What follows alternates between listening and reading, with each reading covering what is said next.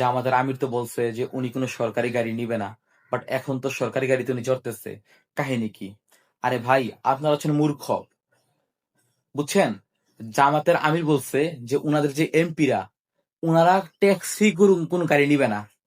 Tax free গাড়ি মানে কি বুঝেন? মনে করেন যে আপনি বাংলাদেশের একজন নর্মাল নাগরিক, অথবা মনে করেন যে আপনি একজন গার্মেন্টস এর মালিক, ঠিক আছে? তো আপনি চাচ্ছেন যে আপনার একটা গাড়ি দরকার, কিন্তু বাংলাদেশে তো গাড়ি হয় না। তো আপনি তো জাপান থেকে গাড়ি আনবেন, ঠিক আছে?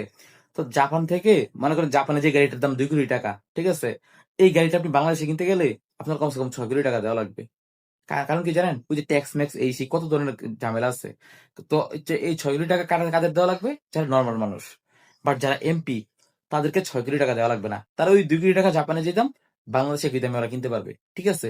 তো জামাতের আমির বলছে যে ওনারা এই ধরনের কোনো সুবিধা নিবে না। তো এখন অনেকে বলতে পারেন যে, তো জামাতের আমিরকে দেখি সরকারি গাড়িতে চড়তেছে, সংসদে যাইতেছে, অমুক জায়গায় যাইতেছে, এটার মানে কি? আরে ভাই, জামাতের আমির এখন যেই গাড়িতে চড়তেছে, এটা উনার গাড়ি না তো। আপনাদের কে বুঝারে ভাই এগুলো? আমার মাথা করে দিরা যায়।